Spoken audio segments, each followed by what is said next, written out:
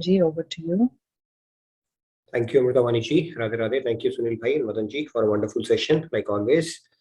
Good morning, good evening to all of you, to today's edition of Daily Wisdom from Bhagavad Gita. Today, we're going to discuss this concept about love for God. Right? We keep talking about that. We keep talking about that this is a common denominator across all the sects and religions of the world as well, developing love for God.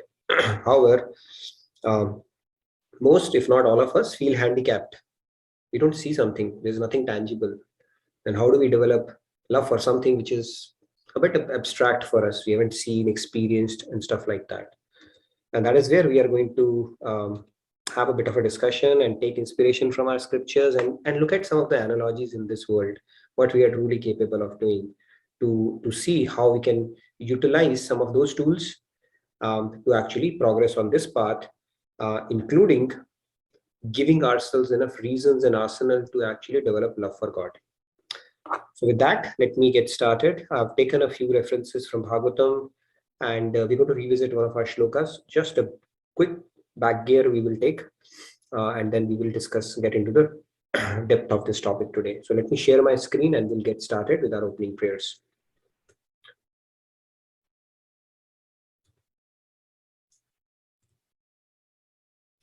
Here. Right. Let me get started then with our opening prayers. Gurur Brahma, Gurur Vishnu, Guru Devo Ishwaraha, Guru Sakshat Parabrahma, Tasmai Shri Guruve Namaha. Vasudeva Sutam Devam Kamsa Chanuramardanam Devaki Paramanandam Krishnam Vande Jagadguru. Krishnam Vande Jagadguru. Radhe Radhe. Good morning, good evening again, everyone. So let's get started. So today we are going to discuss when I can't see God with my eyes, then how do I reason myself to develop love for God? Very valid question. I've struggled myself, and I'm pretty sure a lot of you would struggle with this as well, right? Something which you can see and something which is tangible, it becomes easier for us to do that. So let's get started. So picked up something from Srimad Bhagavatam 9.4.63. So this one, in which Lord is saying that Aham Bhakta Paradhinu. And we've spoken about this concept briefly earlier as well.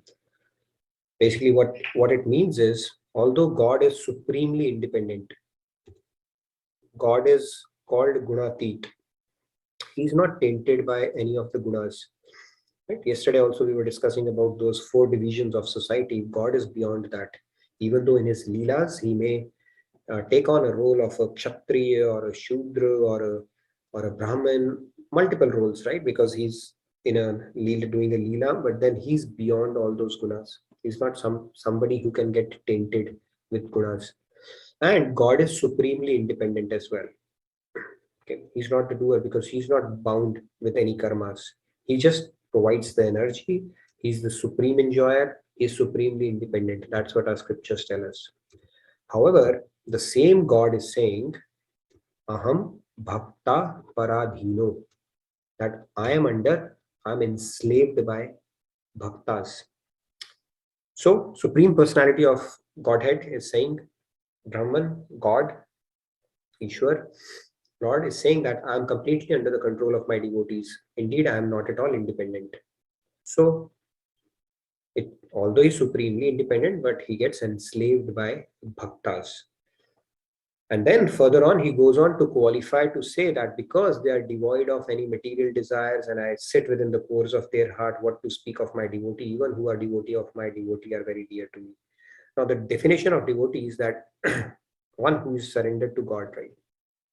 Work in progress devotees or the perfect one, or who are actually in loving devotion to God, who serve God with loving devotion. So the love part comes in here as well. Now, God is enslaved by devotees, but the precondition is love and surrender. Now, how do we inculcate love is what we are going to discuss today. We'll take a quick uh, tap at this shloka as well, which we did in 411. In this one, it says, Ye yatha mam prapadyante tas tathaiva bhajamyaham mam vartamanu vartante manushya partha sarvasha. So in this shloka, Lord is saying that whatever way people surrender unto me, I reciprocate accordingly. We spoke about this concept, the reciprocation concept as well in 4.11. And then he further on goes on to say to that everybody follows my path knowingly or unknowingly, O son of Pritha.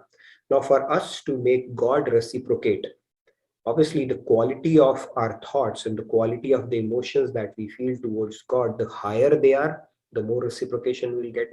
If we do this much, we get this much reciprocation. If we do this much, we'll get this much. If we do this much, we'll get this much. So for us to get this much or abundant or what we are truly capable of, we need to figure out a way or crack the code on how to develop love for God. It really boils down to that concept. Okay? Because God's rule is to reciprocate around it.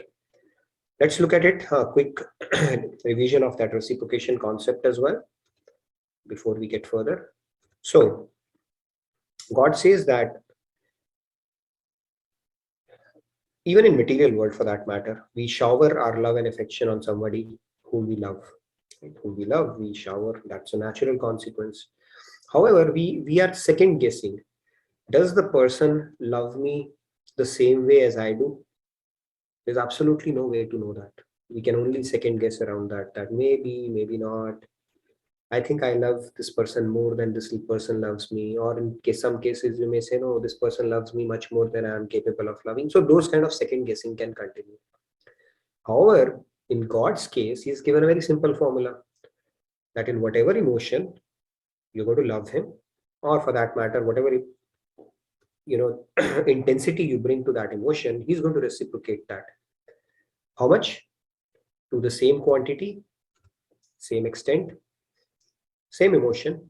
If it is hatred, then I don't know, God hates it, but the point is He has to reciprocate. Okay, we are making Him reciprocate.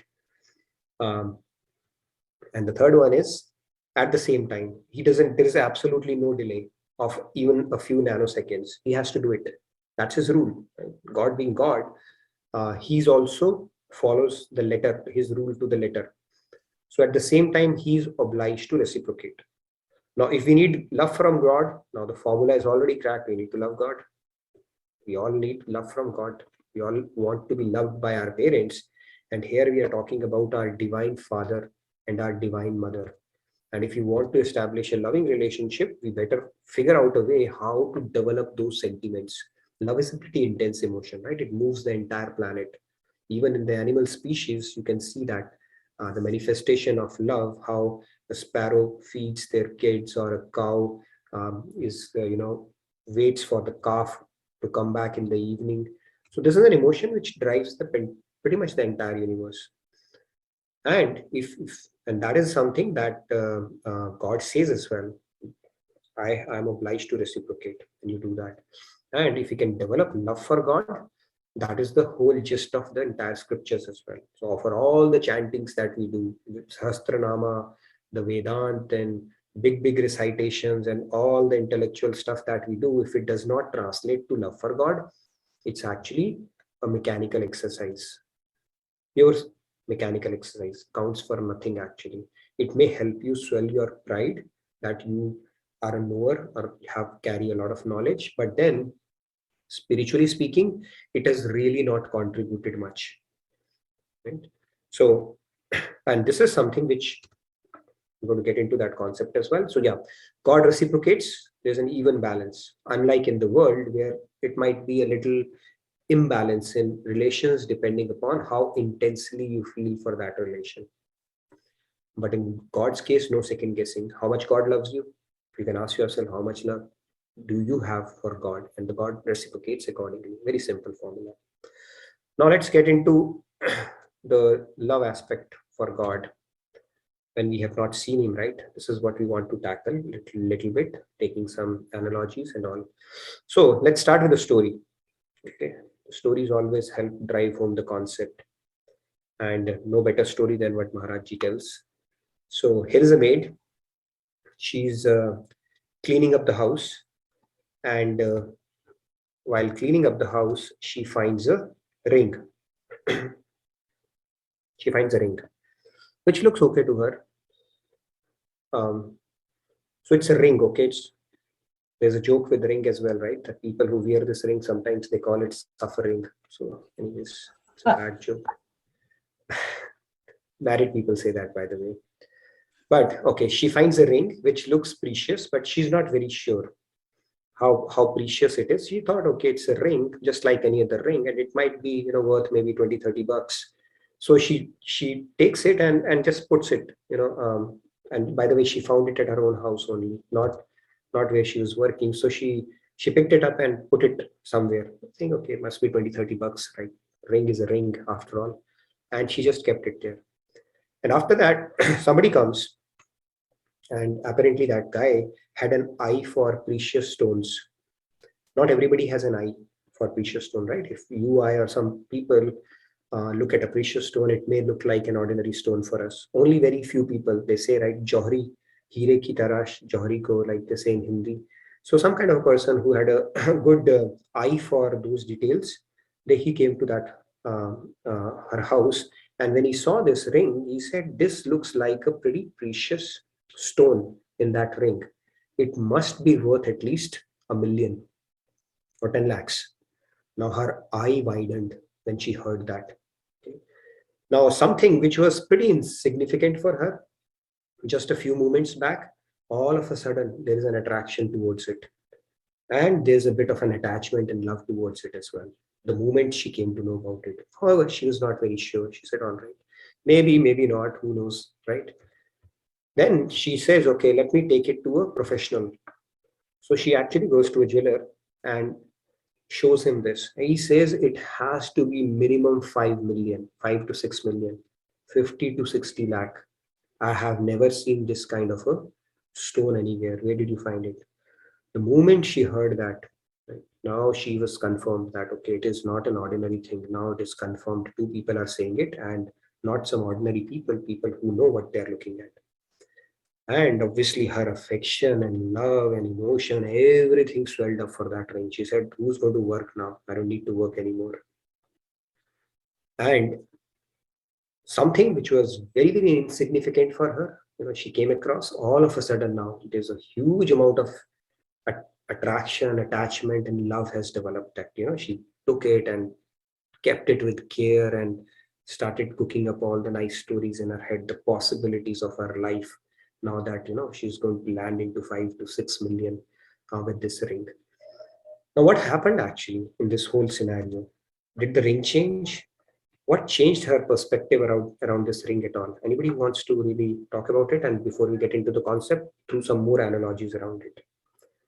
Something which was insignificant, something is there, right? What changed actually here? Yeah. Somebody wanted to add something? Yeah, I mean, I think it's the knowledge of the value of that entity. Yeah. Being aware of how precious it is. Yeah. Very true. So it's the knowledge that brought about the entire difference in perspective for this lady.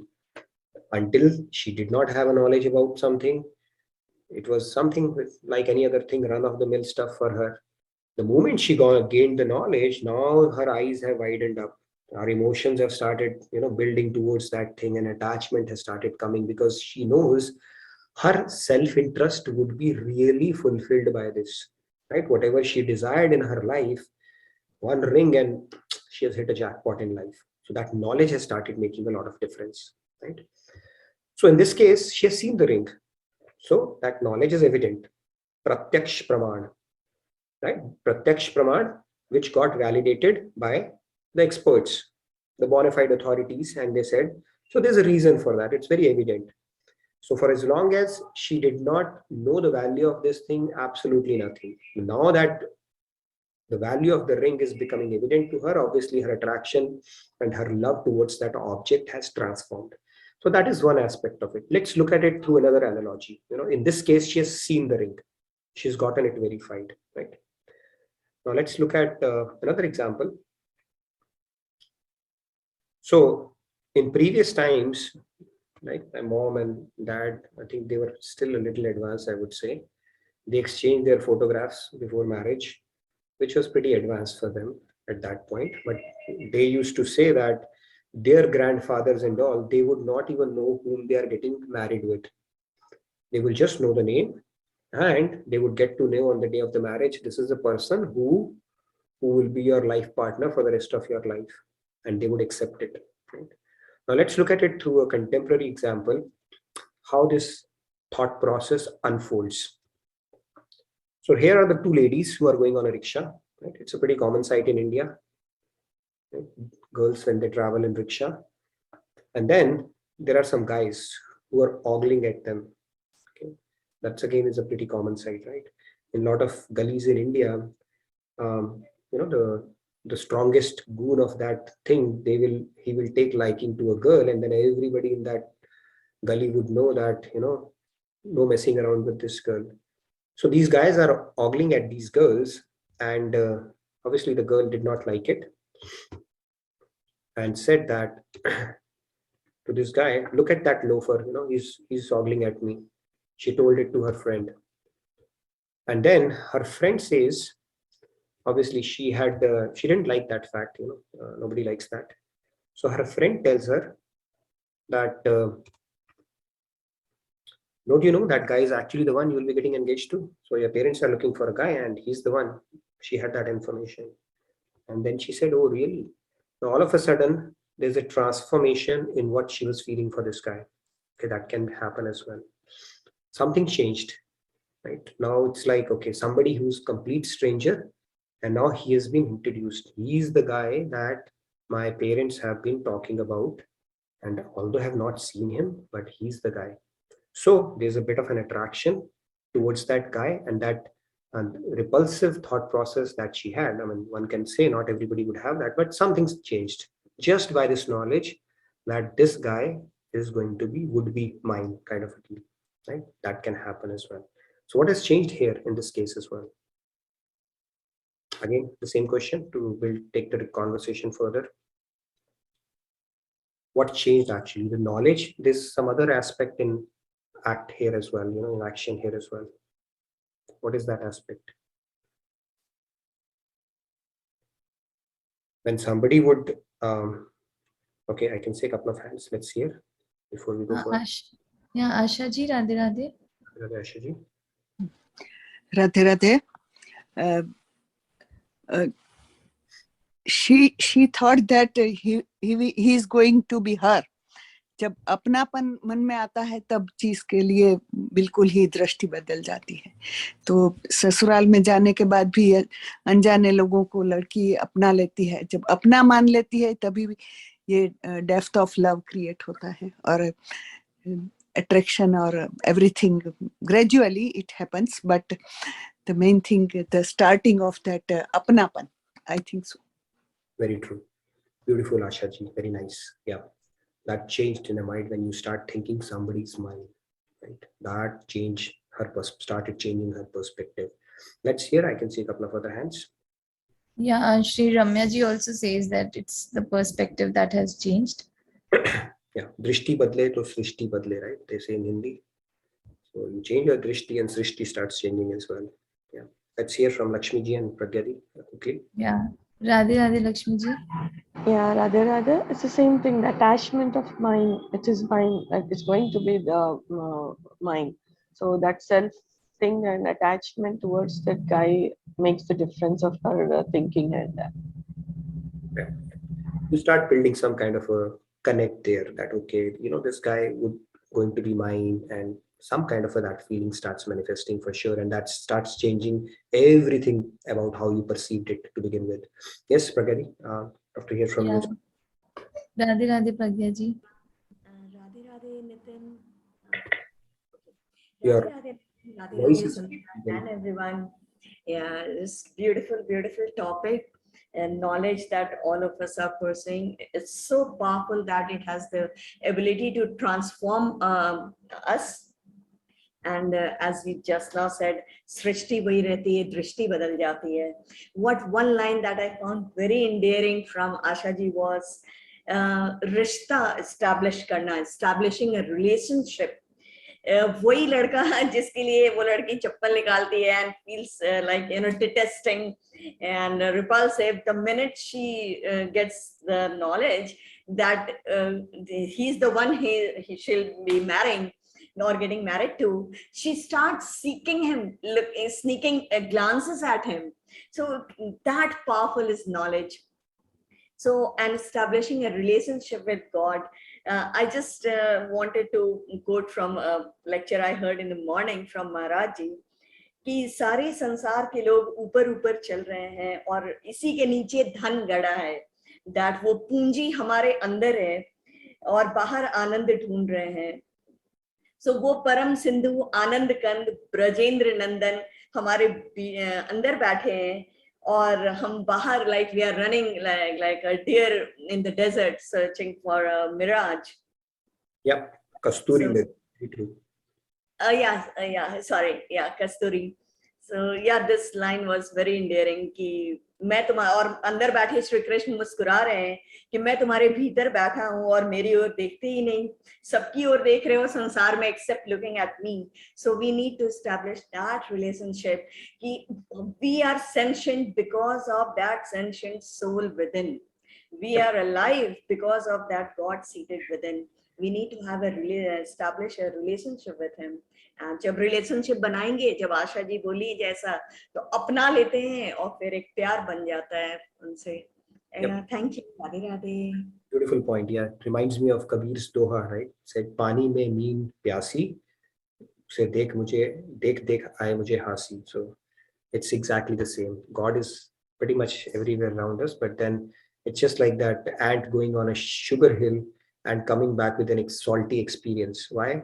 Because she had a lump of salt in her mouth. So even though she was around sugar all the time, the problem was in her taste bud itself. Yes, Samji, you wanted to real quick add something, and I'll build on this discussion. I'll pick up a few more examples. Yes. Radhe Radhe, Samji. Radhe Radhe ji said knowledge is, so the girl had the knowledge of that one. So that's why the whole thing got changed. Nazar badli to nazare badli, like he said in a different language. So the attitude towards that particular situation has changed because of knowledge and apnapan, naturally apnapan that gets created into that one situation. That's in a nutshell, 2 cents. Radhe Radhe. Very nice. And the moment that perspective change, you know, my life will be with this person, and this person is going to, you know, a lot of things that I'm looking for in life will be, you know, dependent on this person or will be fulfilled by this person, or actually we both have to make it happen. That apnapan, that establishing of that relation, all that starts changing the dynamics, right? We all are seeking that joy, bliss, peace, happiness, all that stuff. And the moment we know somebody is a key stakeholder there, obviously our perception starts changing towards that, right? And here we are talking about God. Who's God? If you simply understand that itself, you know, it will give us goosebumps that what kind of a relationship we have with God here. So yes, great points. Let's quickly hear from Padmaji, and then we'll proceed further and come back again for further discussion on this. Yes, Padmaji, real quick. Yeah, and just one thing, Pragiji also says trust is also important. Yep, very true.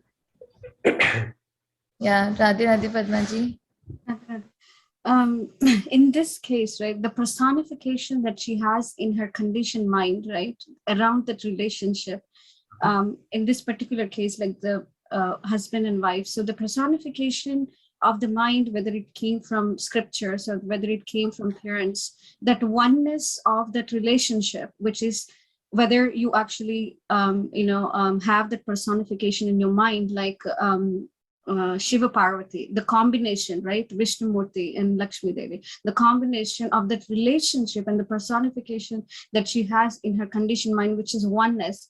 So she doesn't know what that oneness is, and she has this perception and personification in the mind. But when she actually is told that the person or that guy is right there, now she's actually looking for the other piece where that oneness is there. So, she's looking for something that she already has a personification in her mind at that oneness. So that on a higher level, when we think about spirituality, our soul is just part of, God, and we're just part of the whole piece.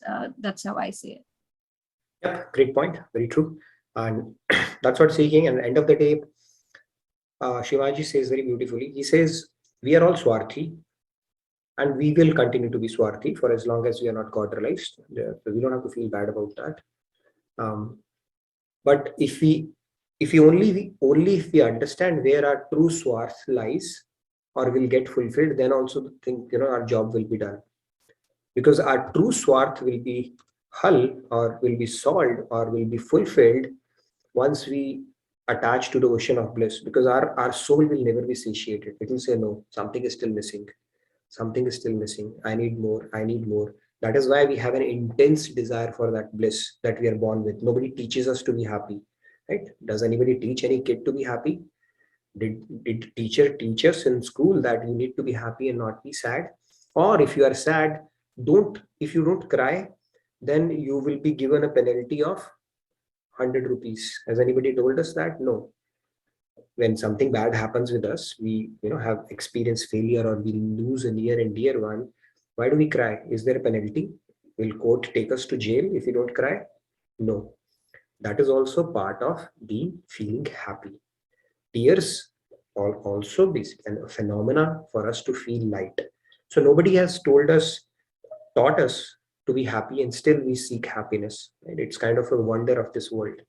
If you look at it, none of us are same. Our retina scans, I'm in security, biometrics and all, this whole industry is based around that we are all unique, right? So our biometrics, our retina scans and our bloods, everything is different. And yet there is similarity. What? We are all seeking happiness. No matter who we are. Even twins have a difference, by the way. Even the trees, the scale there, none of the two leaves can have the same. That is how wonderfully, magically Brahmaji has designed this Srishti. But at the same time, we all are seeking bliss. Nobody can say I'm not seeking bliss. Nobody can say that, because that will be going against your constitutional nature, because we are part and parcel of the ocean of bliss. So we have to seek the whole, no choice whatsoever. Now the point here is, if that bliss, that permanent bliss, joy, bliss that we are seeking, that can only be satiated when we attach it to God. And because we have been thinking ourselves as this mind-body complex, we have started seeking bliss in an opposite direction. We've started going after the bodily things, our opulences, our relationships, and start seeking bliss from them. That, my kid will give me bliss, my spouse will give me bliss, my friend will give me bliss, my mommy, daddy will give me bliss. All these are concoctions of our mind that we have built. End of the day, we are seeking bliss. We are seeking satisfaction. We are seeking that feeling that, yes, now I'm feeling good, about myself, that something good is happening. And our scriptures are telling us very clearly, no matter what you do, all the way up to Brahmalok, okay, you can have a most perfect life, like hum aapke hain kaun, okay, and assuming nothing bad happened there. Anything, you will still not be happy. You will still be there where you started off with, right? And more desires you keep on building around the world, the more you will keep on getting entangled, and the more you will be further and further and further away from that bliss. So if we are truly Swarthi, but we are not intelligent Swarthi, we are dumb Swarthi. You started seeking Swarth in a different direction. Scripture saying just correct the direction and you will be fine. So in this case, when we are convinced that this is where our Swarth will get hull or will get fixed, that's it. That knowledge itself is good enough for now. People, they want to become IAS officers, or somebody wants to become a doctor. Have they experienced what it is being an IAS officer or what it is being a doctor? They still have a goal. So for you to put a goal of God realization, you should not have experienced God realization, right? You are intellectually convinced something good happens. Scriptures have given us enough food on that. So even that argument that we need to experience something first before we can have a craving for that, at least in some sense, is also not there. Right? We do so many things in material world also, where we put a goal and we want to do that, and we work towards that goal. And it is no different in spiritual realm as well, right? If we have to become an IAS officer, we have not become IAS. We don't know whether IAS is happy or not. We don't know a doctor or a lawyer is happy or not, but we find a good reason to actually strive for that. And it's the same with spirituality as well. And when we have not seen somebody, it's just, what is spirituality? Spirituality is just rediscovering that lost relationship, nothing else. Right? All this attempt that we are doing here is re-establishing or rediscovering something that we have forgotten, our eternal relationship that we have with God. That is essentially what spirituality is, right? Guru is reminding us, or saints, they come from time to time and they are reminding us, like this girl's friend reminded her that, hey, by the way, the guy that you were despising or were totally disinterested in is actually your would-be, is going to be engaged with you. And that knowledge, small piece of knowledge, changed her perspective about that guy, and everything has started changing, right? So Guru and as saints, they are essentially doing the same. Something that we were pretty neutral towards, or said, who is that? Or some people are even negative if something bad happens to them. Guru is telling us no. So this is essentially a journey of rediscovering our eternal relationship with God. So if you look at it, this love for God is reinforced by all the religions. If you look at it, this is how the cycle goes. Knowledge, it leads to faith, and then faith leads to love, and love leads to surrender. This is how it goes. Even Ramayana says, Jane binu na hoye partiti, binu partiti hoye nahi priti. Tulsidas has said that. By the way, the Ramayana that he wrote is a pretty phenomenal write. Right? I cannot appreciate it because I'm not there, but I've heard it multiple times from Swamiji. It is a literary wonder what he has written. The entire essence of scriptures he has put it in is Ramayana. Ramayana is not just the story that we usually associate to. It has a lot of deep scriptural knowledge in it and a lot of bhakti ras in it as well. So he's also saying the same in this particular thing, right? Jane vinu huena partiti, like without knowledge, you will not develop faith. Right? We have looked at a couple of analogies. And without faith, you will not have love. And without love, surrender is a natural consequence of love. To whom you are madly in love with, you are automatically surrendered, right? And all religions, for that matter, it's not just for Sanatan Dharam or Hindu Dharam. All religions teach us to love God, and to the extent we love Him, we surrender. Right? Bible also says that love God with all thy heart and all thy might. Okay, that is from Bible.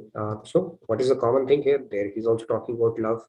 And even in Sufi saints are like loosely related to like Rasik saints on the Sanatan Dharam side, right? In one of the Sufi saints, he said that Ishq khuda hai agar tujhe daulat se bach ke chal, rasta hai fakiri ka shohrat se bach ke chal. So ishq daulat is a very common thing even in Quran or amongst Muslims as well.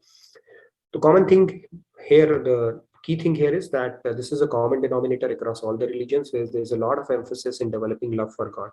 And that is what we are trying to see here. How can we do that when we don't see God, right? And one part we discussed is just knowledge, and the faith in that knowledge changes our perspective about that thing. So it's just like when you are sitting on a gold mine, it will give you confidence, it will make you feel good, and it will obviously build that attraction towards that thing as well. If somebody says, hey, if you go to this person, if you start building a relationship with this person, something good will happen to you because this guy is very resourceful. We go to that person, right? In Delhi, there is a saying that everybody is somebody and nobody is nobody, because we want to know somebody who's who, so that, that Jack is there always. So now we are looking at what spiritual Jack with God, right? He can make impossible possible, but our intellect, it doesn't cooperate. It's not really convinced that it truly happens. Now, the process of spirituality, let's continue. Now, even in daily life, if you look at it, right, when we love somebody, like when you love your child or some relationship, then even when they want something that we don't wish for them, we give in and go along with their wishes. And it is same, no different in spiritual realm. In fact, love, there's another term for love is eternal forgiveness. Love is not conditional, where if you do this, then I love you. But if you do that, then my love will go for a toss. So actually, Maharajji gives a very beautiful definition. He says that when you have a reason for your love to be destroyed and you still love the person, that is true love. Not possible in material world. Okay. It's not possible in material. It requires a lot of purity and spiritual strength actually to reach to that level. And obviously that love has to be reserved for God only. Okay. Now moving on, when I spoke about spirituality, it's just like this example, where you look at it, this guy, all the people, and then you have God.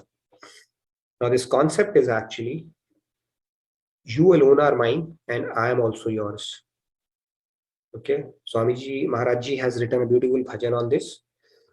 तू ही तू ही तू ही तो है मेरा नंद नंदन, मैं भी तो हूँ तेरा nand nandan. So basically, you alone are mine. That is a fact of life. Nobody else is. Okay. When we depart, we go alone. Only God accompanies us. Nobody. Whoever loved you will not go beyond a certain point. Okay, and after that, you are gone. So God alone is mine, and I am also yours. I'm not saying I alone am yours. God is like, it's one-to-many relationship, right? God is for everyone. So this is the concept. You alone are mine, and I am also yours. So once we start imbibing that concept, mulling over it, contemplating over it, then it will give us a good basis to establish the relationship that we have forgotten. And what have we forgotten? Let's look at it. It's just like these two guys, right? In an elevator, you see that? Okay, somebody's photobombed them from behind, but let's just focus on these two guys only. So they are, I don't know what happened. Did they vanish? Okay, so let's say they are Ramesh and Suresh, right? So they are in an elevator and this guy just glances at this. He say, I think I've seen you somewhere. Are you from Delhi College of Engineering? And he says, yeah, but how do you know that? Oh, were you in 98 batch? Yeah, I was in 98 batch. Did you live in that, hostel D? He said, yeah, I used to. Are you Ramesh by any chance, the guy who got beaten up, near that girl's hostel the other day? He said, yeah, now it is confirmed it's the same guy, right? So similarly, in spirituality, we are getting reintroduced to our relationship with God, right? Which we have long forgotten. And once that introduction is re-established, once we truly start understanding it and building on it, our memory and everything will start coming back. And your feelings will start reinforcing the belief that now I'm getting in touch with my eternal relative, not the temporary mundane relatives which keep on changing positions lifetime after lifetime, right? So that is the whole idea. Now the point is, what are the tools and techniques we could use actually to bring back that thought? What is the secret sauce? If we can talk through some of the ingredients or the secret sauce to develop love for God, what are the things that we could use in our day-to-day life, right from the word go, when we get up, all the way up to when we go to sleep, where we can give ourselves enough reasons to establish that affection, love, and that bhakti is called, it's even Roop Dhyan is called an emotional meditation, where our heart is like a cold wax. You need to melt it, and then only the other color will come on it. Okay. So how do we build that? What are the reasons we can give to our mind or our intellect to start building that connect?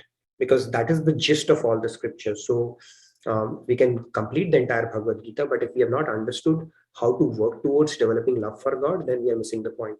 So it's important actually to keep on rehashing this concept and devising tools around it so that we are continually progressing on it. So with that, I'll open it up and have a bit of a discussion on it, or take any questions that you may have.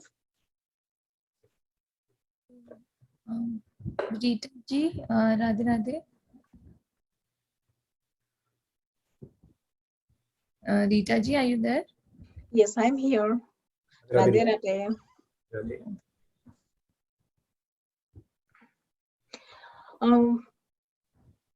Chant more or engage in the kirtan and listen the Bhagavad story and listen the Swamiji's satsang to develop the love for the God. Yeah, I think they are very powerful tools for sure. Yeah. spending time in things which take our mind to God, for sure. Whatever we contemplate upon it, obviously we start developing attraction towards it, right? If you look at psychology, how does it start? Anything, how does it start, right? You start developing attraction for somebody when you repeatedly contemplate on that particular object. You repeatedly think that will give me happiness, that will give me happiness, that will give me happiness, and your mind will start getting attracted towards that. So there's an attachment you have started building, and that attachment would lead to desire. Now you want to have that. Now you desire for it, and that is how the cycle starts. So how did it start? You started taking your mind to that particular thing. It happens, right? In schools and colleges also, if somebody starts getting attracted and other person is completely neutral to that, how did that happen? It happened because they started contemplating there is happiness in this thing. And then your mind starts developing that attraction towards that thing. And that attraction will soon become a desire. So the same principle would apply in this part as well. So the more things we can give ourselves to take our mind to God, obviously that's a great tool. Thank you so much, Ashaji, for sharing that. Asha ji, Radhe Radhe. Asha ji, इस सवाल से पहले मैं जो पिछला example था उसके बारे में थोड़ा ऐड करना चाहूंगी कि जब जो लड़की थी उसको अपनापन लगा, उसी वक्त उसके मन में जो सूक्ष्म प्रक्रिया के रूप में समर्पण हो जाता है, सरेंडर, जो गॉड के लिए हमें चाहिए, ये यही सूक्ष्म प्रक्रिया रिजेंबल करती है कि समर्पण हो जाता है ईगो का. Because otherwise as a cultured girl किसी को भी वो अपने को घूरने नहीं देती, उसे मंजूर नहीं होता है, क्योंकि वो मुझे घूर रहा है, उसकी हिम्मत कैसे हुई. मगर जब पता चला कि वो उसका फियांसी बनने वाला है, तब उसी वक्त उसका ईगो मेल्ट हो जाता है कि मैं उसका हक है मुझ पर ये देखने का. तो वो सूक्ष्म प्रक्रिया समर्पण की उसी अननोइंगली शुरू हो जाती है. और तब ये समर्पण जो फिर लव फेथ डेवलप होता है. तो ये स्पिरिचुअलिटी में भी जब ह्यूमिलिटी आती, ईगो हम जब अपना धीरे धीरे निर्मूल करने चाहते हैं, get rid of that ego and that ahankar, that's the main thing. And the humility जब आती है, सबसे पहली स्वामी जी कहते हैं कि सबसे पहली शर्त ह्यूमिलिटी है कि आप कुछ नहीं हो, बिल्कुल खाली होकर कुछ भी नहीं हो, तब वो तृण से भी सूक्ष्म निर्माल्य बन जाओ, तभी आप स्पिरिचुअलिटी का पहला कदम भर सकते हो. तो ये, और फिर बाद में धीरे धीरे समर्पण फेथ बढ़ता है अंतिम. बहुत सही कहा आपने. That's exactly the point here. एक और बहुत important tool है. There's another tool, I think you can try that, and it's a very good attitude to develop that as well. In fact, there's a guy, Christianity, Daniel Peel. I was reading his book once, so he was saying that when you having this attitude of gratitude will make your heart full of love and pray always. He said that just bless 5 people whom you see, just pray for them without any reason, and learn to compliment others. But when we have gratitude, right, then your heart will be full of a lot of positivity. Why do we complain in life? We forget the fact so many blessings we have gotten in our life. That is when our mind starts complaining. The fact that we are born as human, such a huge blessing, right? The fact that we have an able body, such a huge blessing. The fact that we have a spiritual spark and we have an ability to understand these principles and read it and study it. We have a family, we have a roof on top of our head, we get water to take bath. There are so many blessings to actually count about, but we forget that and focus on that one thing that is not right, going right for our life, and that's where negativity starts creeping in. So simply having that attitude of gratitude will also fill our heart with love for God. How much He has taken care of us in so many ways. He does that.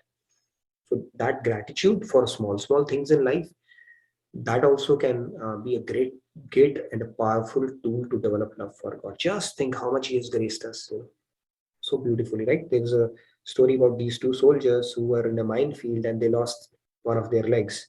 So one guy started complaining, I've lost my leg and how I'm going to lead rest of my life. The other said, you know what?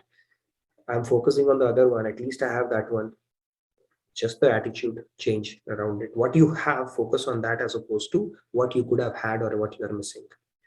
That itself will take away a lot of negativity in our life, which we lose out, unfortunately, right? If you show somebody an entire whiteboard and there is a small speck of dot somewhere, that person will focus on that only. That is not a good mindset. So attitude will help in developing love for God as well. Just count your blessings, write 10 things that you are grateful for and see how it starts changing, what you have started feeling from within for God around that. Okay, let's hear from other participants. Yeah, just to add, this is really true. Like looking at the glass, whether it's half empty or half full, right? The perspective. And in fact, I think I also read in a book that, if you just practice writing 5 things daily before sleeping, that 5 things that you have gratitude towards, that itself will take you long way. That, yeah. Very true. It's a great mindset to have, actually, having gratitude and looking at a positive, right? There is a mindset kind of a thing. It becomes, you just look at problems, right? The world has this problem, that problem, this, then it starts becoming a mindset. You start extrapolating it to all walks of your life. And the other mindset is looking at a positive side of everything. That is a great mindset to have, right? You don't want to become a skeptical person in life for every second thing. And it's not a good mindset, neither for you nor for people around, because you're always whining or finding problem in anything, right? It doesn't take us. And then you are getting further and further away from God when we have that kind of a mindset. Gratitude is a fastest, smartest, surest way of progressing towards God, because now you are acknowledging His grace. And when we acknowledge His grace, His rule is to shower more of it. That's how it goes. Right? Otherwise, it's just being ungrateful. Just focusing on complaints is just purely being ungrateful. That's about it. Yes, let's hear from other participants as well. Shri Ramya ji, Radhe Radhe. Radhe Radhe all. Nitinji, I was just about to say what you said, the gratitude part. So what I've been doing of late is, if there is any happy situation in my life, happy things or happy people or anything, I try to go to the source of it, like who gave this happy situation to me, or if there's a person that's like, who brought this person into my life, those things. And when I try to go to the source of it, I know it is God. And I feel, so you can't help but fall in love with God when you know that He's the one who brought all those happy things in my life.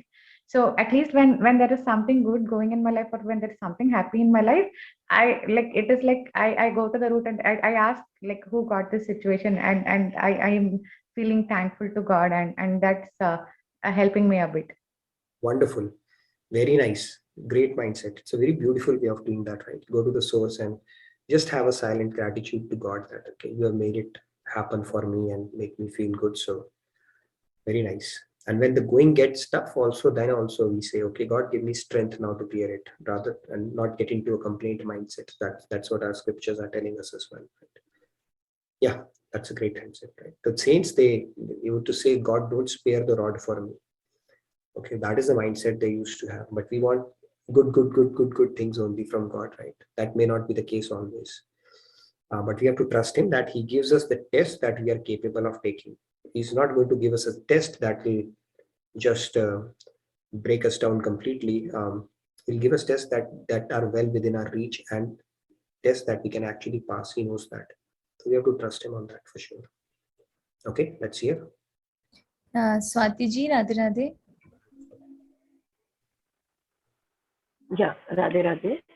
I also wanted to add one point, that daily I keep contemplating, and daily when I get up, I just keep this knowledge in the mind that I'm a part of God.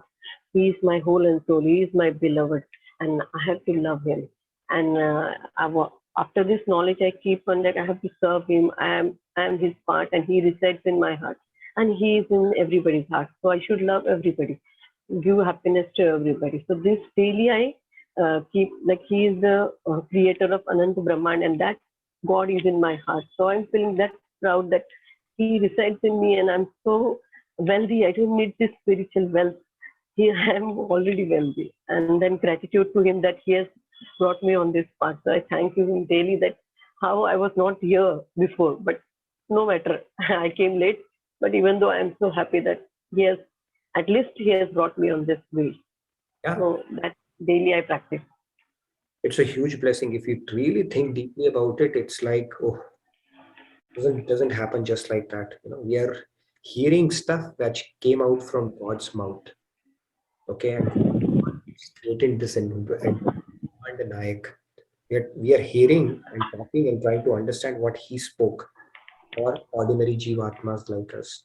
And having a human life, having a proper guru, having that spark, these are all blessings. And itself should make us feel so full of positivity that there should not be any space for any negativity at all. And that is something we need to, I think, all need to try harder at it and keep writing that journal of gratitude. Humility is another part, right?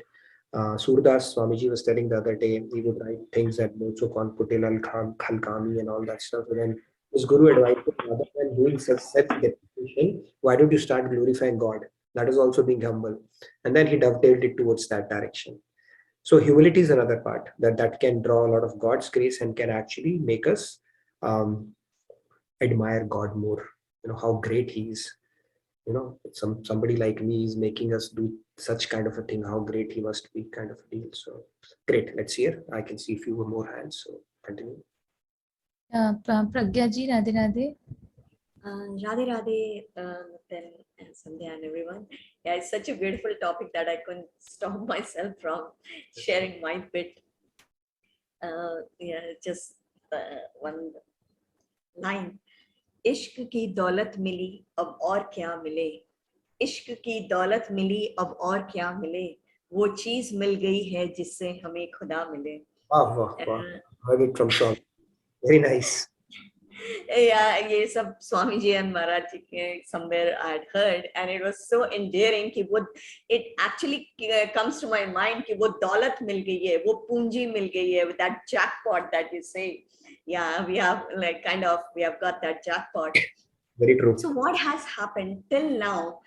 We have been contemplating, even in the world, when we think of buying a lavish house or a sedan or an exotic holiday, we contemplate happiness in that even before we have got it. मिला नहीं है वो चीज, अभी हम holiday पे गए नहीं है, अभी वो कार हमारी हुई नहीं है, अभी वो घर हम खरीदे नहीं है, but we contemplate, oh wow, ऐसा हो जाएगा, and it will be like so blissful. So we are contemplating happiness in the material things. So now what we need to do is contemplate happiness in that God जो आनंद के स्वरूप हैं, आनंद के अवतार हैं, सत्यचित आनंद है. Like I can go on and on and that. So एक बार बस उनकी तरफ विमुख होना है हमको. And the secret सम्मुख होना है. Yeah.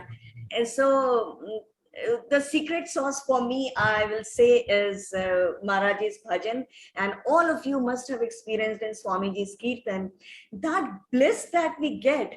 Many times हम चाहते नहीं कि वो रुके, वो बंद हो. And what is the reason that material things say okay, admire kiye, kharid liye, ho gaya, khatam, in the cupboard. But what is that bliss that we crave for? Because that is Chaitanya. Anitya, if I'm correct with the words. If I'm wrong, please correct me. Then, yeah.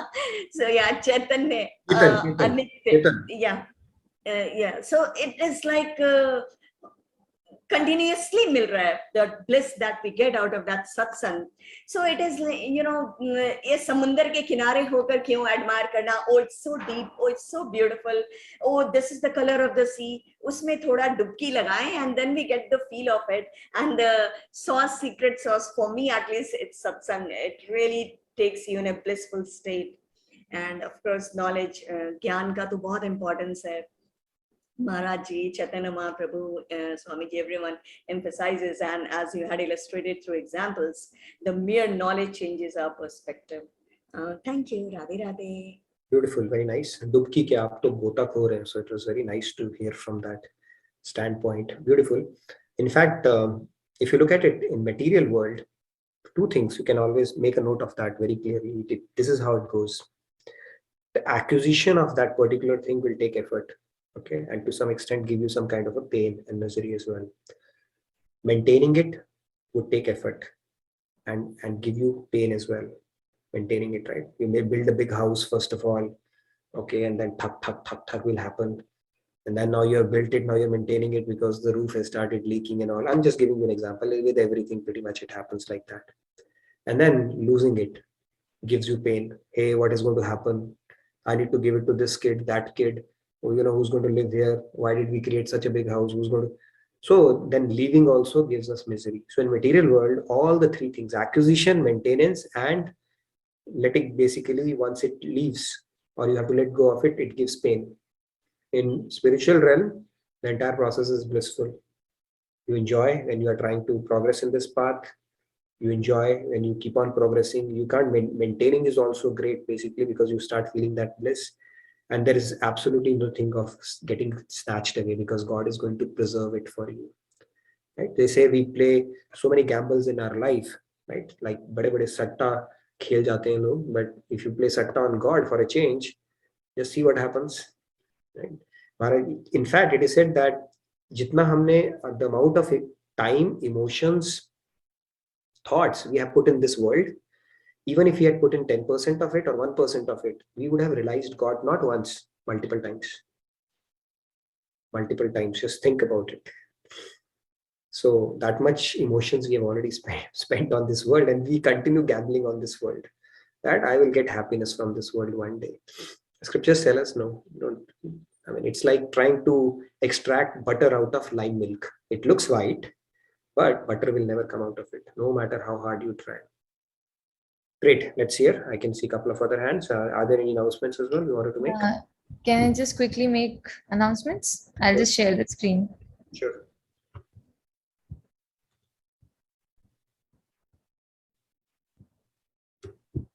And feedback tracker as well. If you can fill it in the meantime, that will be nice.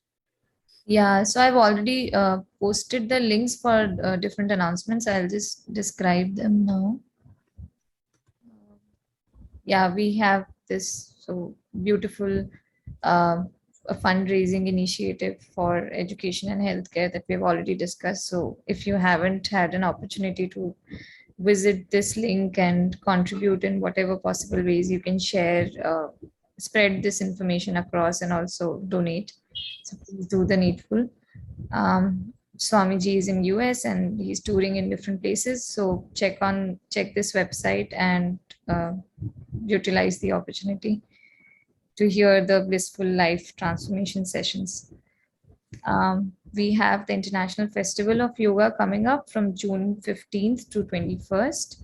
So please register, and it will be both in online as well as in person. Yeah, it's a free event, so do register. There's going to be a very, very impressive cast of people who will be coming in this sessions. You'll love it. And some really well-known people who have really got a great expertise in their fields do that. And family camp, you don't have to worry about accommodation. We have enough devotees here who are willing to host you if you can make it here. So do plan for that as well. Yes, Sandhya. Yeah, just a month to go for family camp. I think people should be excited and register if you haven't yet. I think that's it for today, and I'll stop sharing and you can take. And I'll strongly encourage you to meet Swamiji, which if it is one of his retreats or sessions are near your place. If there's a retreat, don't miss out on that. And it is said the bliss of God, you will experience it. I'll tell you why it happens. The first day when you go there, obviously you're starting off, but you start blocking out the world. Okay, so you warm up to that because you are totally immersed in kirtans, lectures, and satsang throughout the day. And second day, now that practice has become even more solidified because you're blocking out every other distraction, no TV, nothing, everything, just doing that.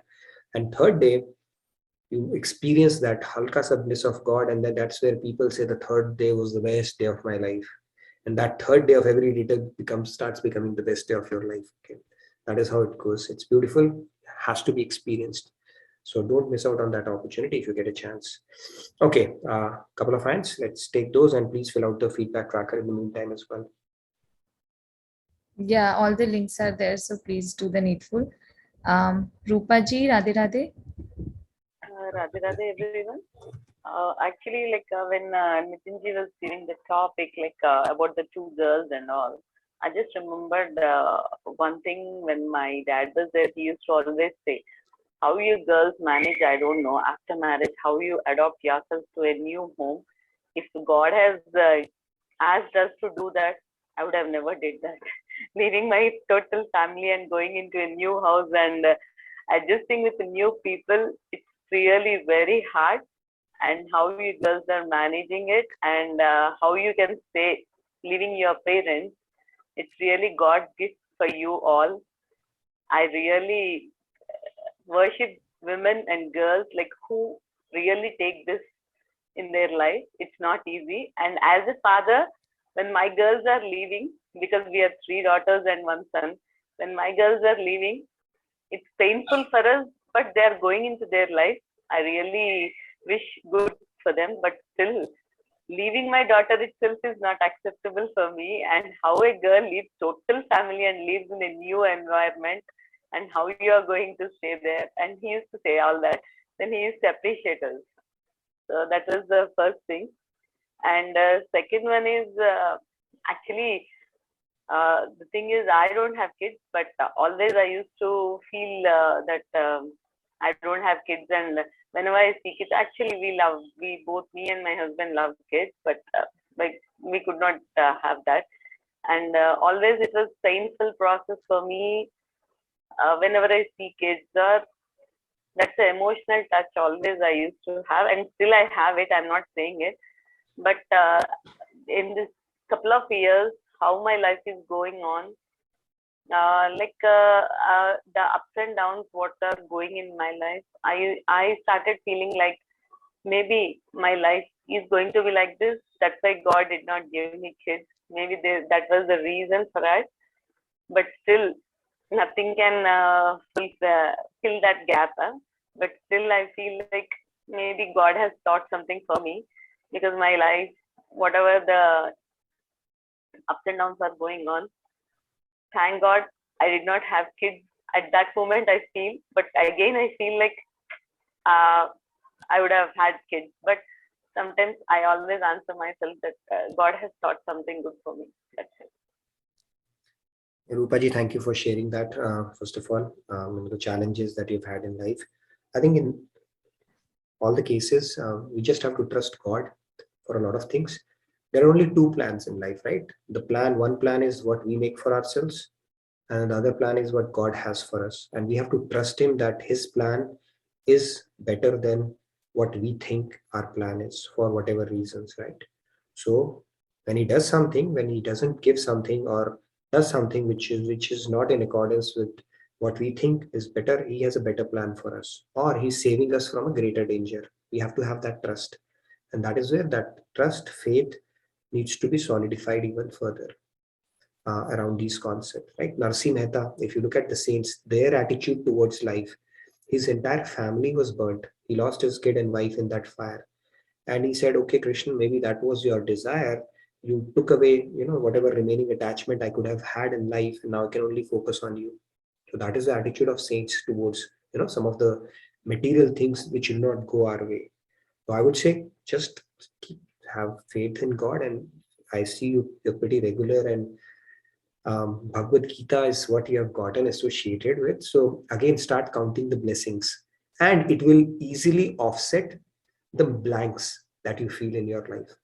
Again, you need to just remind yourself of the blessings you have gotten in life, and that will start building that positivity around it. So you have to take it that way. Yeah, and even Pragyaji says that Rupaji, little Krishna, will fill in the gap.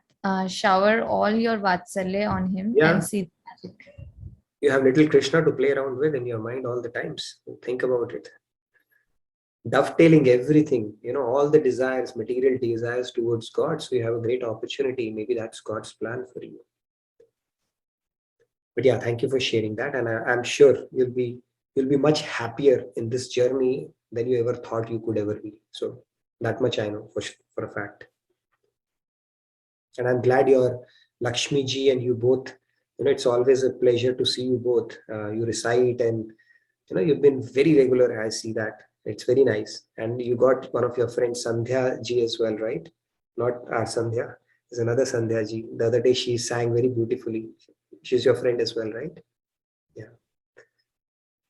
So Yeah. you are inspiring other people on this path as well. So you should feel really good about all these blessings that are happening for sure. See, if we have a normal life, let's say everything is normal, and we don't get a spiritual spark, or we don't listen about Krishna, or we don't develop love for God, do you think that life would have been a success? No. So having a perfect life, template life that people think, right, hum aapke hain kaun life, is not a blessing. It's a waste, trust me, from a spiritual standpoint. So sometimes these imperfections are a good catalyst for us to progress. And that is how we have to look at it from a blessing standpoint. Maybe you wouldn't have been here if you had all that you desired in your life. That is also a possibility. So would that have been better, or this is better, is the question you have to ask yourself. Okay, let's hear from a couple of other participants and then we can wrap it up. Yeah. Thank you, Rupaji. Padmaji, Radhe Radhe. Radhe Radhe. Radhe Radhe, Padmaji. Oh, so much is happening in the head. Let me just try to. So, being normal is not a wrong thing, but being normal doesn't take courage. And being something different, whether it is situational or intentional, that you really want to be different. Different doesn't mean weird. Different just means that you are willing to take the position of something which not everybody has, and your mind is saying that you want it, but you're still taking that courage to be okay, is the quality of God, or the quality of the God that he really wants us in us. So that really takes courage. When we like minute, tiny drops of acceptance that it is okay not to be in the regular crowd, the house, the husband, the spouse, the kids, everything, but we're taking those baby steps to accept our situation, that takes a strong courage. God appreciates those steps when we take those courage, and he will bless us with that special grace as we show him the conviction and the courage to accept that. That is number one thing, at least from my life, that I can say. And the other thing is, we offer ourselves so many things in our lifetimes, whether we are 20, 30, 40, whatever our age is, opportunities to keep ourselves happy, whether it's a car, whether it's a position, whether it's something. And we surrender ourselves to these emotional things, relationships, emotionally, psychologically, physiologically, physically also. But in the spiritual path, we might not be able to surrender ourselves in everything at once, emotionally, psychologically, physically. But take yourself as a parent. When the child doesn't want to take the medicine when they're very, very young, even if it's very sore, we force feed it. So force feed yourself and give that grace and give that opportunity to yourself and say, you know what, I don't like to do this. I don't like to sit in bhajans. I don't like to listen to Swamiji's lectures. I don't listen, but give yourself that opportunity to say, you know what, I'm going to try this for 5 minutes, maybe mechanical at the very beginning where the body is there, but the mind is not there. But when you give that opportunity to yourself and you're taking that courage to take that first step, God will walk with you and he will give you the 10 steps that you require to, so that you can go from the body to the mind and the consciousness, the baby steps that you need, he will walk you through. But you have to give yourself that chance first to be able to do that. That is number 2 thing. And the number 3 thing that I wanted to say was, it's not in the making that something magic will happen when we get to the destination. It is actually happening right now while we are talking, while we are being present, while we are confused, while we are unsure. That unsureness and confusionness is not imperfection. It is a perfection in itself, that we are going through this process of spirituality where we are growing every day. Accept and embrace that imperfection that we are today is how God sees us. He doesn't punish us for being imperfect. He is perfectly okay with where we are right now, whether it's emotionally or psychologically, to embrace that, to know that nobody else on the face of the earth will love you for what you are, which is our own imperfection, except God. So know that he loves you for what you are today and what you will become tomorrow. Beautiful. And that's all. Oh, great points. Very true.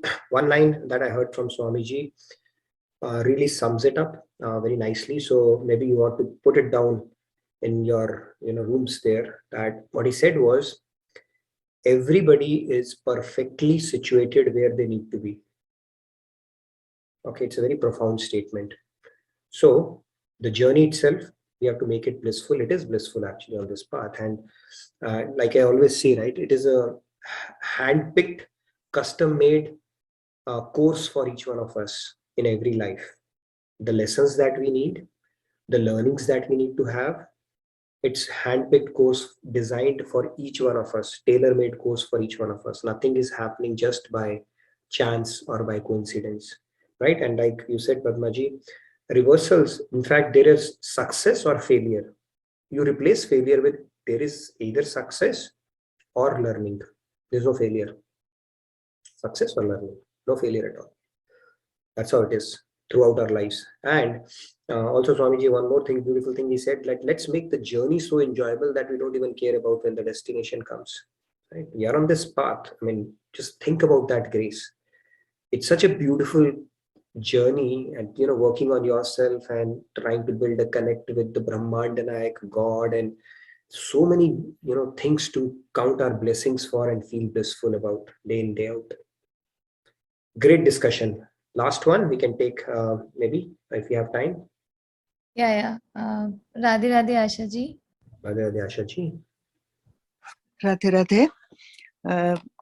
रूपा जी को ये कहना है जो आपने और पद्मा जी ने कहा, everybody, बहुत ही प्रोफाउंड नॉलेज मन में डालने के लिए है। मगर रूपा जी को ये मैं कहूंगी कि जैसे आपने कहा नितिन जी की जो निर्माण उसने हमारे लिए किया है प्लान, वो हमें ज्यादा खराब परिस्थिति में से बचाने के लिए किया होगा। जस्ट एक नॉर्मल एग्जांपल के बागबान सबने देखी है फिल्म। अगर बच्चे होकर भी ऐसे होते हैं तो जो एक डायलॉग है परेश रावल का कि ये मैं देखता हूँ तो उसकी वाइफ को बोलता है ही हैड नो चाइल्ड, के बहुत ही अच्छा है कि हम बे औलाद हैं, इससे बहुत अच्छा है। तो ये भी और जो भी परिस्थिति है वो हमारे बेटर, मन का हो तो अच्छा, मन का ना हो तो और भी अच्छा। और दूसरी बात ये है कि जो भी डिफिकल्टीज, जो व्यथाएं डिफिकल्टीज आती है, it's coming to purify our heart and mind. जो दर्द मिलता है वो उससे इस तरह लेते हैं जैसे कि पहले भी बात हुई थी, प्रसाद बुद्धि ईश्वर ने वो ब्लेसिंग के रूप में। बहुत मुश्किल है ये स्वीकारना, मगर प्रसाद बुद्धि से वो हमारे लिए, हमारे प्रोग्रेस के लिए है, जो जर्नी के, स्पिरिचुअल जर्नी के, इसलिए होता है। एक दो लाइन जैसे प्रज्ञा जी ने और आपने कही थी वो शायरी की, तो इट्स माय हॉबी। 2 लाइन कह के मैं बंद करूंगी, ज्यादा नहीं कहेंगे। शुक्र है खुदा, शुक्र है ए खुदा कि अता की तूने ये खूबसूरत सी अगन। शुक्र है ये खुदा, अता की ने मीन्स दी मुझे खूबसूरत सी अगन। लो इंतजाम हो गया उजालों का उम्र भर के लिए। वाह, ये हमारा फ्यूचर का पाथ रोशन हो, इसलिए ये सब मन की जो व्यथाएं, जो अगन जलती रहती है हमारे, उस अगन में से हम उस रोशनी की ओर जा रहे हैं कि उसी रोशनी हमारा सहारा बनेगी हमारे पाथ को एनलाइटन बनाने के लिए। तो it's very nice, it's written by me. बहुत ही सही विचार और अच्छी शेर आज हमने अनुग्रहण किया। बहुत अच्छा। It's written by me by the grace of God. Very nice, very nice. There you go. I'm writing in Hindi and Gujarati poetry. आपसे और सुनेंगे हम, और आपका मुझे वो बहुत अच्छा लगा, मन की हो तो अच्छा, मन की ना हो तो और भी अच्छा। Let's make it our punch line. बहुत ही अच्छा, बहुत ही अच्छा, तो बहुत ही अच्छा है ना कि सरेंडर, हरि की इच्छा में अपनी इच्छा मिला देना है। सरेंडर का एक बहुत ही अगत्य का स्टेप है। ट्रू, एक्चुअली हमारा जो स्पिरिचुअल प्रिंसिपल्स थोड़े उल्टे हैं, उनको हमें करेक्ट करना है। Spirituality is all about getting that, reversing the erroneous knowledge that we have fed to ourselves because of whatever reasons, right? Our concepts are कि भगवान की कृपा है, सब अच्छा अच्छा अच्छा चलता रहे, भागवतम में कहते हैं भगवान की कृपा तब शुरू होती है जब काम बिगड़ना शुरू हो. It's just like कि मदर अगर बच्चा खिलौने के साथ if he continues to play with the toys, then the kid's purpose will not be served. So sometimes mother snatches away the toys and tells, hey, you need to have food or you're missing your milk. And when that starts happening, obviously God knows we are brittle. Okay, we are not yet there. That's when God's kripa has actually started. And if you're getting a lot of material things, material world in your opulences, it's not God's kripa. It's a slow poison. Exactly. That is how it goes. And in fact, it is said that हमारा concept वही है ना, आरतीज में भी हम बोलते हैं सुख संपत्ति घर आवे कष्ट मिटे तन का. Scriptures say no, you got it all wrong. जब भगवान की कृपा होती है तो उल्टा होना शुरू हो जाता है. And we have to look at it that way. Believe it. Bhagavatam says that. हाँ, that's भागवत में यह श्लोक है ऐसा कि ईश्वर कहते हैं कि जिसे मैं बहुत ही अपने पास मैं सबसे करीब लाना चाहता हूँ उसका सब कुछ मैं सर्वस्व हर लेता हूँ. भौतिक सब कुछ हर लेता हूँ तभी मैं उसको अपने करीब इतना ला सकता हूँ. हाँ, but डरने की बात नहीं है. God knows what we are capable of, so make sure it happens in a जोर का झटका धीरे से लगे, right? We've seen that ad, so this is how it will go. Okay, good discussion. Do we have time or we can wrap it up? I know we have. I mean, there is a request for Asha ji if she could repeat the share. It was really beautiful. Yes, Asha ji, you are in demand today, so please go ahead. No, it's all good. और सूक्ष्म अहंकार ना है ऐसा याद करती हूँ हर वक्त जो भी कर पाती हूँ तो उसके वो शुक्र है खुदा अता की जो तूने अता की मीन्स मुझे दी. उर्दू में है, थोड़ा थोड़ा उर्दू लिखना नहीं जानती मगर शुक्र है खुदा अता की जो तूने ये खूबसूरत सी अगन लो इंतजाम हो गया उजालों का मेरी उम्र भर के लिए. Wonderful, very nice. Yes, God lights up the lamps as we go along down this journey. Thank you so much, Asha ji. Okay, we can really take with Anita ji and Urvi. Thank you. Yeah, thank you so much, Asha ji. Thank you so much, Asha ji. धन्यवाद. And there was one. वार्तालाप करने के लिए मुझे अपनी हिंदी का थोड़ा उसके शब्द भी नहीं आ पा रहे हैं मेरे मुंह में. आई थिंक आप मुझे प्रैक्टिस करनी पड़ेगी थोड़ी. बट बहुत ही अच्छी हिंदी बोलते हैं आप और वो काफी अच्छी शायरी भी कर लेते हैं. So I look forward to hearing more from you. Yeah, that's so true. Pragi ji says that I mean, she had said it earlier. I could not say. एक पत्ते के हिलने के पीछे भी कारण होता है. So it's like, you know, God has a plan for everything. So yeah. Yeah, God has a plan for everything. He's a master planner for that matter. And we have to trust his plan. Okay, so Anita ji, Radhe Radhe. तेरी कृपा भी कृपा है तारी और तेरा कोप भी कृपा है तेरी. Maharaj ji has written that. So his kripa is kripa, but his cope is also kripa. Definitely. Radhe Radhe. Thank you so much for today's session. And after listening to Asha ji, I just remembered that my neighbor, they have a son who is a special aid. I can see the pain in their eyes, like how much they are in pain, like 24/7. If I see their eyes, I can say, I can feel their pain. That much pain that a small kid is the light of the house. If the light is that low, it feels in their pain, in their conversation, in their sight. It feels pain to see them walking like that. So it may be a blessing from the God. Like if you have a son like that at home, you feel like dead inside. You don't have that liveliness. So actually it's a blessing in disguise. I'll make it short. One more thing, actually I attended one of my friend's spiritual retreat from India last year. We did only the gratitude circle for 1 week, whole week.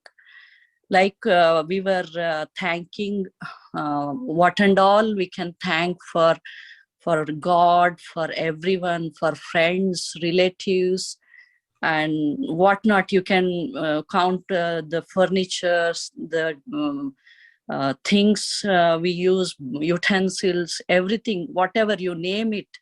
You keep coming with everything, whatever you can thankful in life for. So when your mindset transfers from thanking to unthankful, it just changes your attitude completely.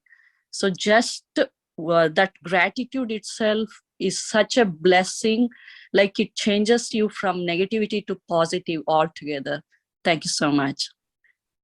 Very true. Beautiful points. Yes, gratitude can really bring in that positivity that we are looking for. And then the other example you gave, yeah, I mean, it's tough, I can imagine. But then, like I said, God reserves their toughest tests for their best students. Right? And even the souls decide that, this is I would like to have you as my parents, because it's not everybody's cup of tea either. So obviously some plan is unfolding, but if we look at it from a spiritual standpoint, it has been a responsibility, a huge responsibility that is endowed on us, right?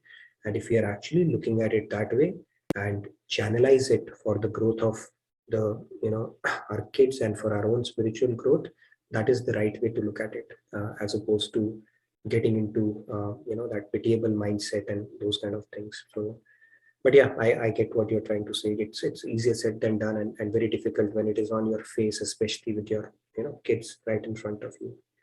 Great. Last one. Let's quickly take Urvi. I know we are way over time, so Urvi, you're the Yeah, last. Sorry, Ulviji, for keeping you on wait. Radhe Radhe. Okay, yeah. Okay.